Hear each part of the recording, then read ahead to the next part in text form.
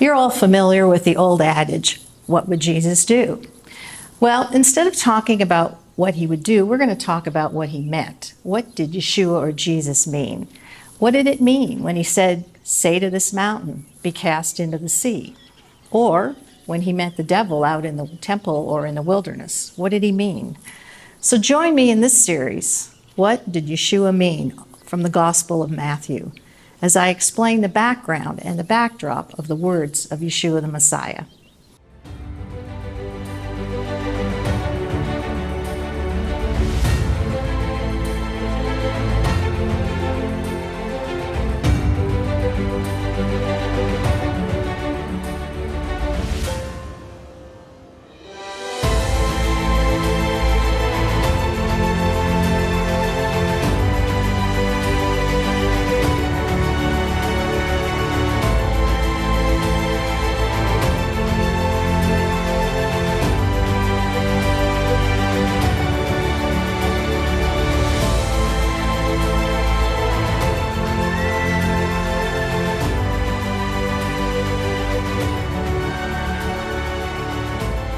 Shalom, I'm Dr. Dina Dye, and welcome to this series, What Did Yeshua Mean? From the Gospel of Matthew. Before we get into the actual text, we've got to go back and look at the background. The Bible is a great drama. It's a story of recreation from Genesis to Revelation. And the book of Matthew has much to say about this concept of recreation, new creation. This theme runs all through it, as well as the covenant relationship, the restoration of the heavens and the earth, things that we're not used to talking about. Another important theme in the book of Matthew is the idea of kingship, because in the ancient world, the king was the one who restored order. And so as we see Yeshua walking through the towns and villages and coming into the crowds, the idea of the healings and things that went on in relationship to the people was to bring a resurrection life to the people, to restore their lives out of chaos. And so the Bible is a story that really needs to make sense for our own lives, even though we go back and look at the ancient world first. The Bible is a story, a message that brings hope into the world. The Bible is really the launching of God's kingdom on earth. So as we go through this series, I'd like to spend some time really in the first two sessions looking at the backdrop, the background of the first century world, because without that, we're going to miss really what Yeshua meant. Ancient historians, they wrote with a sense of moral responsibility. They communicated the events of the past in order for we modern readers to learn positive ways of living, to learn how to walk in wisdom, to learn how to walk according to the principles and values of the Bible. How would we basically ignore those negative influences in our lives? The ancient writers engaged their audiences by using real information, but they didn't tell us every single thing. There were a lot of gaps in the stories. The writers of the ancient world didn't see fit to give us every single detail or every single bit of information. They did use the history and in order to communicate sort of a moral message. They also used their history and their culture and their language to communicate political and theological ideas, which is hard for many Christians today to appreciate the background of the Bible being very political. As we see the various characters running all through the Bible, they were always engaged in the empire, the world around them. Think of Abraham coming out of the Ur of the Chaldees, and as he was in the land fighting various kings. The political realities are quite striking in the Bible as we go through the book of Kings, for example. What is going on with the various kings of Israel? They're always fighting against a foreign empire. So that becomes important as well to the book of Matthew. We have a lot going on there. We will find that in the book of Matthew, just as most of the other books of the Bible, there's a lot of what we might call political and social resistance, because in effect, the gospel message would have been seen at that time as a subversive message. it was 180 degrees out of phase from what was going on in the culture and in the political world of the time. The backdrop, and we see this in the book of Matthew, is really we're dealing with world empire. For example, the Empire of Rome. As we go through all of the Old Testament scriptures, we see Israel in context with the Assyrian Empire, with the Babylonian Empire, the Persian Empire, and even into the intertestamental period with the Greek Empire and on into Rome. So that is always a key backdrop in virtually every book of the Bible. It is the kingdom. The subversive message of the kingdom is that the kingdom of God is the kingdom that's going to take down world empire. The kingdom of heaven operates 180 degrees out of phase from how world empire operates. Kings rise up, they become tyrants, they rule over and they oppress their people. They never take care of the poor. In fact, the poor are the ones that suffer the most under world domination, under world empire, and these various tyrants. They act as dictators. And their goal, of course, is to amass as much wealth and power and control as possible. And so then we see in the kingdom of heaven, through Yeshua the Messiah, how it works in the opposite way. How it is the message of the kingdom is really a message of humility and service and servanthood, and to esteem others better than ourselves, and to serve those who are the poor and the downtrodden and the orphans and the widows. Again, the message of the kingdom is a message that's a very subversive act towards world empire. We're going to see this as we go through in the book of Matthew. So bound up in the Gospels and in the book of Matthew, we will see that the politics and the concept of power and world empire and faith and religion really all come together, and they're tied up in one big ball. And it's you can't really separate those things out. So our job, really, if we're going to have any hope of understanding the scriptures, is that we have to examine the Bible knowing that there isn't one right or wrong answer. Unfortunately, because we are kind of embedded in the world of theology, we think there is just one right answer to everything. And those are the kinds of things, when we have that mindset, we end up dividing people. And as the ancients were writing through all the various books of the Bible, that is not how they wrote. They didn't write with one idea in mind. There are many layers to this.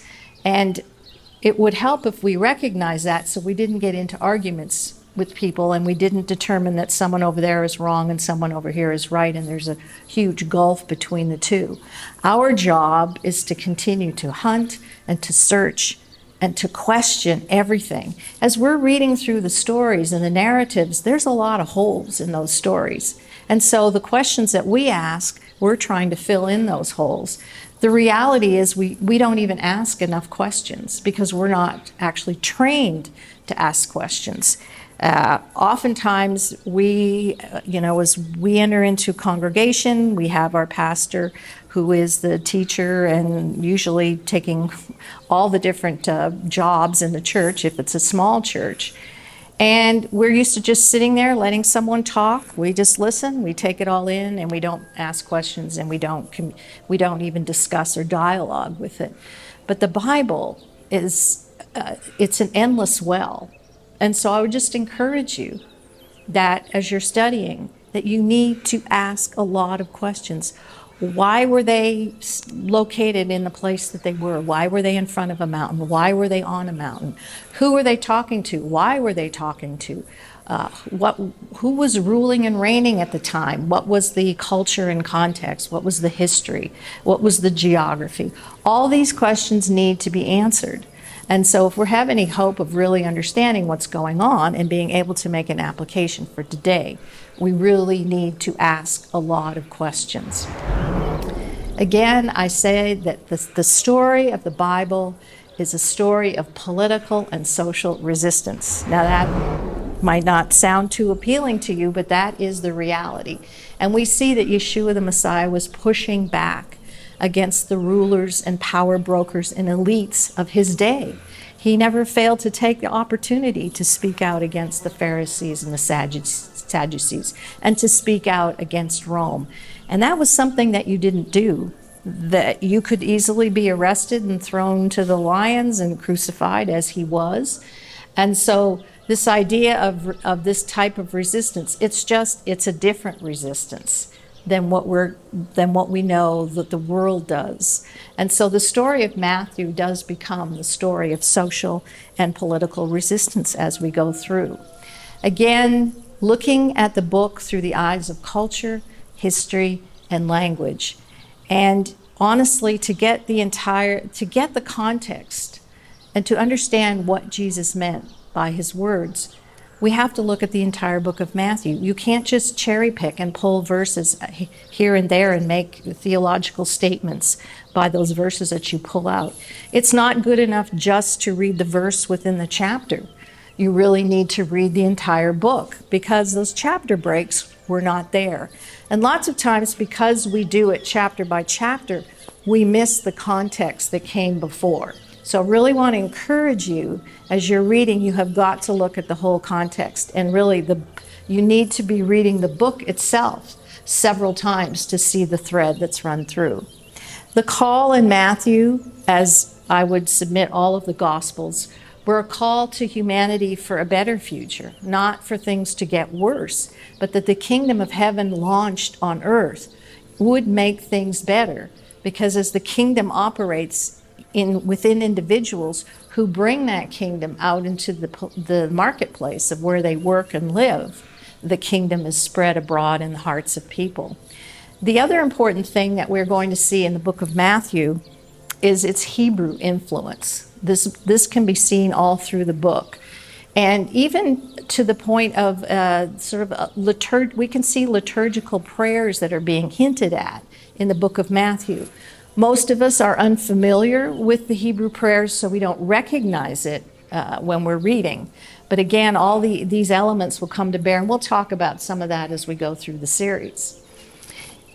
One of the important, you know that when you're reading the scriptures, everybody has a filter through which they read the scriptures. You know, if you're into a marriage covenant, then you see through the eyes of a marriage relationship, and you can see that kind of language all through the scriptures. Yeah. You're ready to look for those pieces of information that reveals something about marriage. Again, everyone has a filter. Everyone has a lens through which they see the scriptures. One of the most important lenses, I think, that is missed by Christians is the loss and the destruction of the temple. We simply do not appreciate the importance of the temple. The temple was the institutional center of life in Israel. Every part of it, the judicial part, the commercial, the economic, the religious, all of those come to bear. It's kind of like the government in the United States is located in Washington, D.C. Everything functions from that spot. And so imagine if, Washington, if the White House and the Capitol were blown up and destroyed by an army, an enemy, that would cause chaos in the country. And so this type of chaos is what we're seeing. This is going to be the backdrop of the book of Matthew. And that's because the book was written likely after the destruction of the temple. And so if we have to bear that in mind as we're going through the book, to think about, okay, they've lost everything. One of the most important things they lost was the monarchy. So if we go back to the book of Kings and we see the kings of Judah, we follow through all of those various kings, and the last king, Zedekiah, the one before King Nebuchadnezzar came and took the best and the brightest off to Babylon. And then we have this period when they're in exile, there's no temple, there's no king. And so the thread of the dynasty when they return goes through someone called Zerubbabel, and on into, we can go into the Hasmoneans and the Herodian kings up into the time of Yeshua, but they didn't really have a king seating on the throne who was of the royal line of David. And so the monarchy becomes very important. So in that backdrop, think about Yeshua declaring himself as the Messiah, the King, and it's gone through this great upheaval after the time of the destruction of the temple. So these are all very important things to look at and to question. And so basically, if we are reading the book of Matthew, the Gospel of Matthew, and this is really true of most of the New Testament, in the Gospels in particular, we see that Yeshua himself is replaying the role of Israel as if she was in the Exodus. We are seeing the story of the Exodus being replayed in the book of Matthew, and in it, Yeshua is acting out the role for Israel, but also in particular the role of Moses, who was basically served as king over Israel at that time. And so all of the Gospels become this sort of memorial or remembrance, if you will, or in essence, a recapitulation of the story of the Exodus. And that's why we see that Yeshua was crucified at the time of Passover, because that is the deliverance. That is their deliverance from slavery, their deliverance from sin. So we're going to see a lot of this in the book of Matthew. It's going to replay itself, and we're going to see Yeshua in that picture.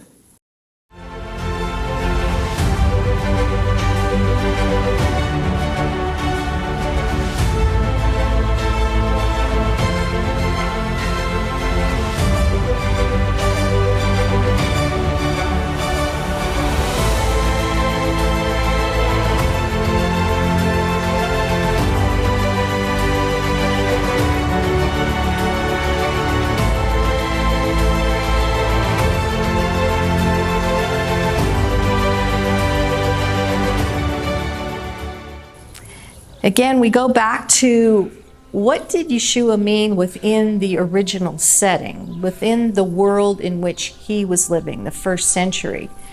And once we have a pretty good grasp of that, I think then we can move forward and begin to make an application for today. Basically, a lot of the things that were going on in the first century are very similar to what we're dealing with today. For example, the relationship of the kingdom of heaven to the kingdoms of this world. That battle continues and rages on. It was the same in the first century. So one of the things, how we approach the New Testament and the Gospels is important. And N.T. Wright once said that the New Testament is not a maintenance manual. It's not where you just flip it over and look down and point to a scripture and say, this is how I'm going to solve a particular problem. He said also, it's not a dictionary. It is not a list of things you're supposed to know about the faith. So if there's some aspect of the faith, you open up, point your finger, and this is what you're supposed to know. He also said it's not an atlas. It's not an atlas in helping you find your way around the world. I think that's quite significant of what he shared. We don't even tend to approach the scriptures in the way in which they were written. The scriptures really, I would posit, out of the stories that that the writers told us, and again, they didn't tell us everything.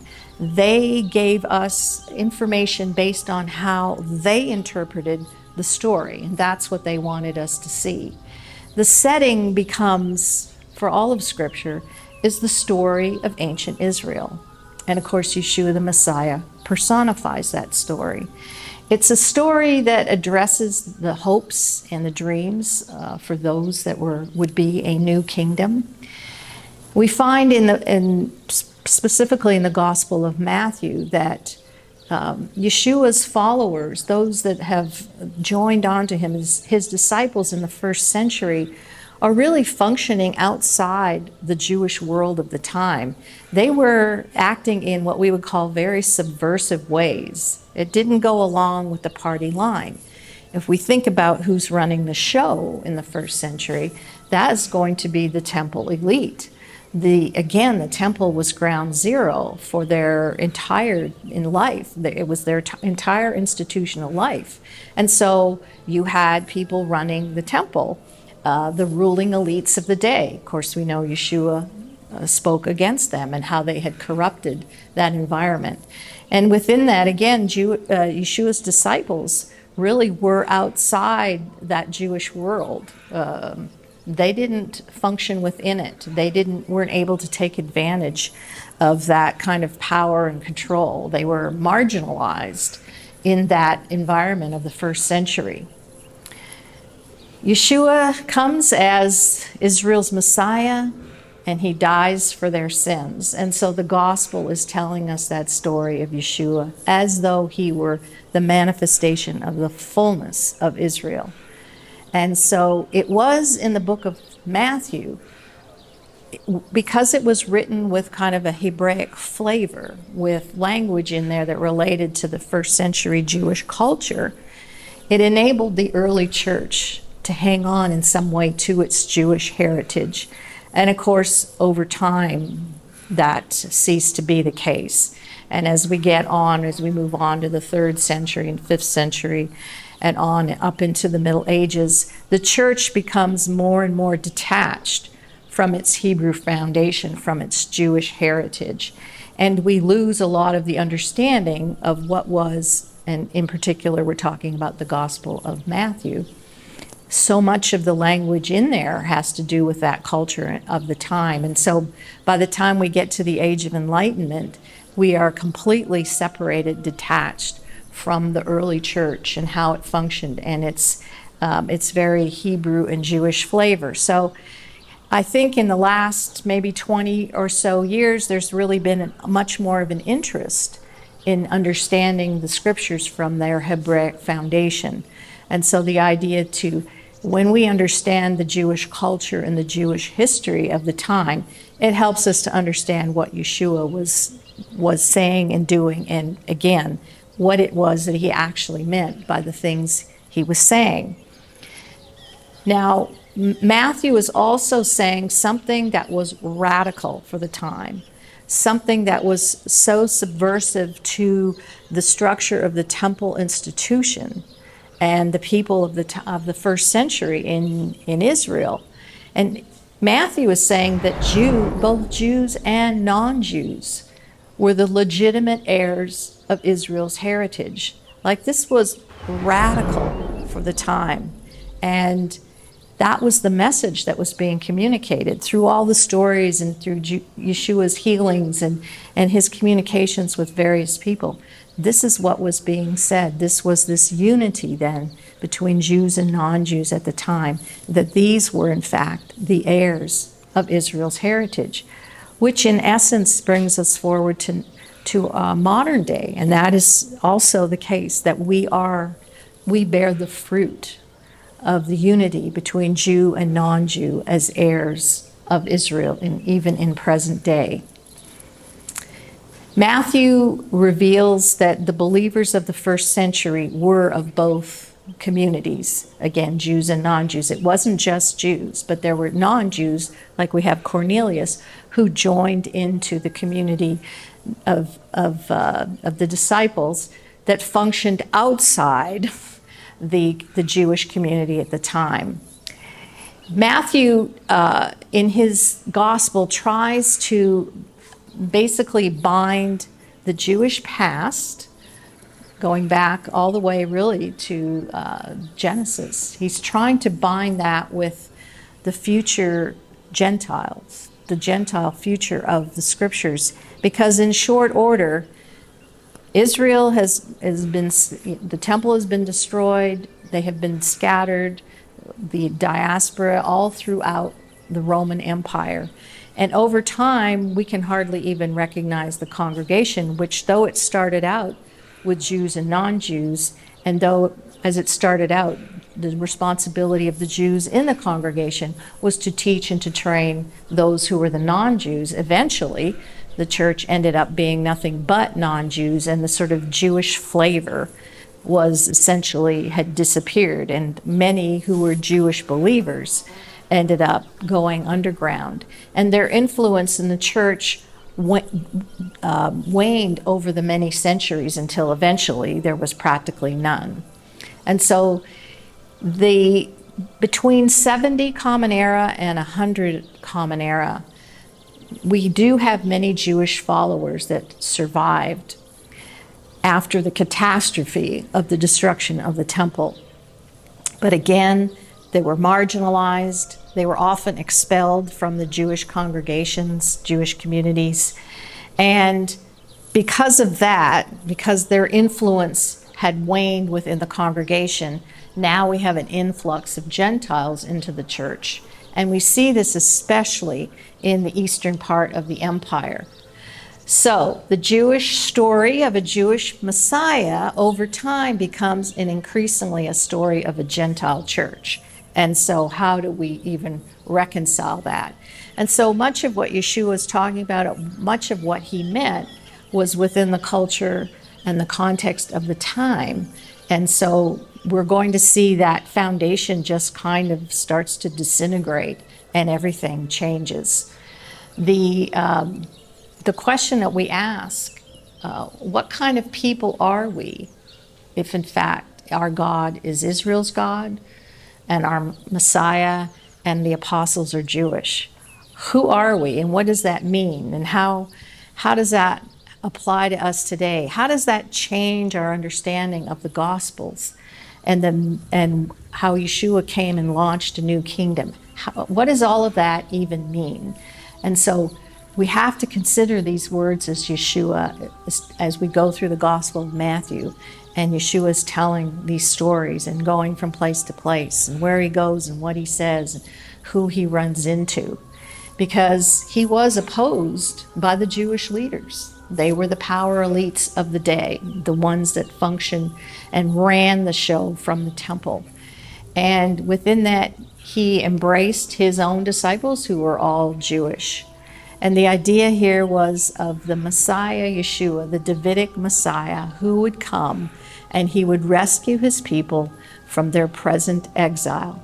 Because even now, as the temple is destroyed and they will be scattered post destruction of the temple, and the time in which Matthew, shortly thereafter, we're not exactly sure what year he wrote, but it was sometime after the destruction of the temple. He is taking them from their exile and returning them to the land, if you will, even though some of them are still in the land. But the idea of replaying the Exodus, being delivered from the sin of slavery, is the message of Yeshua the Messiah. So no longer Pharaoh becomes a type of the one who enslaves. And as we go through this series, we're going to see how the leaders of world empire always enslave.